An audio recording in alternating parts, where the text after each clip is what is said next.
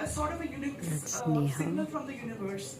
So with her sometimes when I'm 6 of confused, I use cups. that. And of late, actually, when I was writing this book, I was getting the 6 of cups again and again. Because 6 of cups is a card which is of minor arcana.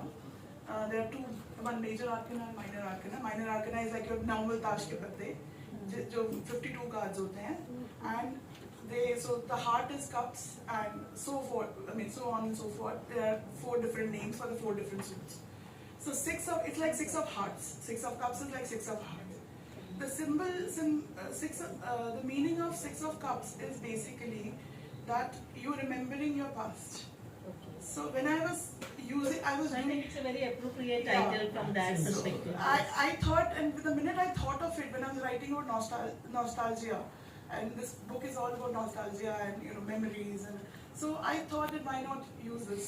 And so when I discussed it with Deepak, he said, "Oh, this is the most brilliant thing you could have done." And thankfully the publisher also thought that it is a brilliant title, so we went ahead and named the book 6 of Cups. Thank you. Good old Doordarshan days. And another one which I really liked was One Earth, One Family. And that's a poem about your grandfather. And I think the perspective in that poem is really something to learn from, especially for today's generation.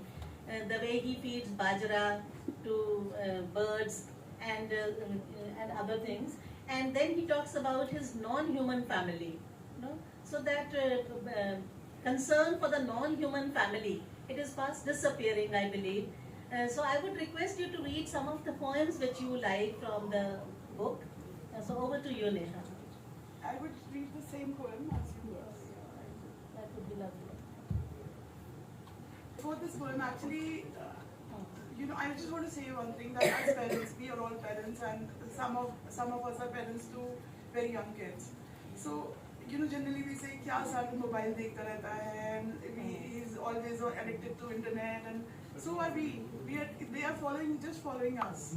So my mother says that बच्चे तो कुएं की आवाज होते हैं. They are the echo from the well. So whatever you will do, they'll follow the same thing. So I guess that is whatever my grandfather did influenced me in a lot of ways. If I'm in the early mornings, I would find a backyard full of peafowls surrounding my frail Baba as he would feed them copious amounts of bajra. He would then ensure the squirrels too got their fair share of overripe guavas as they sauntered up and down the tree quickly, picking their reward under his watchful gaze. I would also see him sitting on his haunches, making alpana-like patterns out of wheat flour so that the ants too could fill their little tummies. And only after feeding banana to the monkeys, greens to the cows, and breads to the street dogs, sit for his breakfast, beckoning me and my brother as he fed us with morsels of ghee smeared with millet chapatis, and patiently answered our questions and explained to us the importance of a non-human family.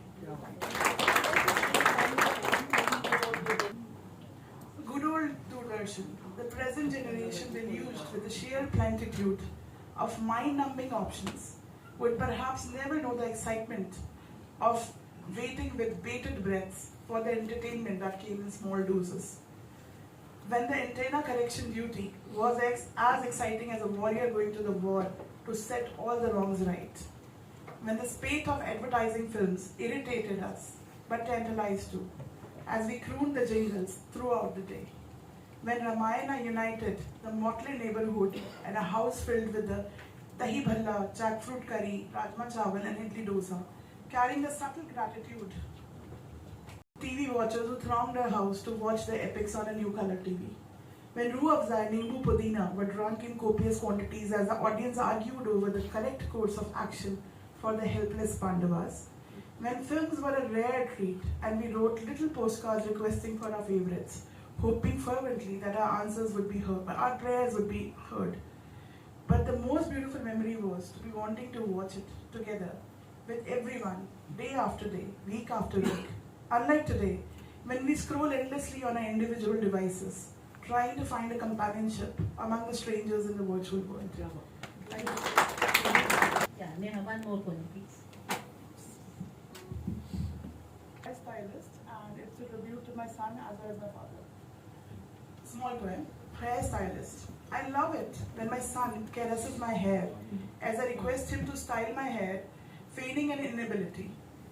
His 5-year-old hands would make this wondrous mess of Medusa-like tangles, just like I did years ago when I tied the ends of little fountains of hair on my dad's sleeping head with colorful rubber bands. What a lovely memory it is.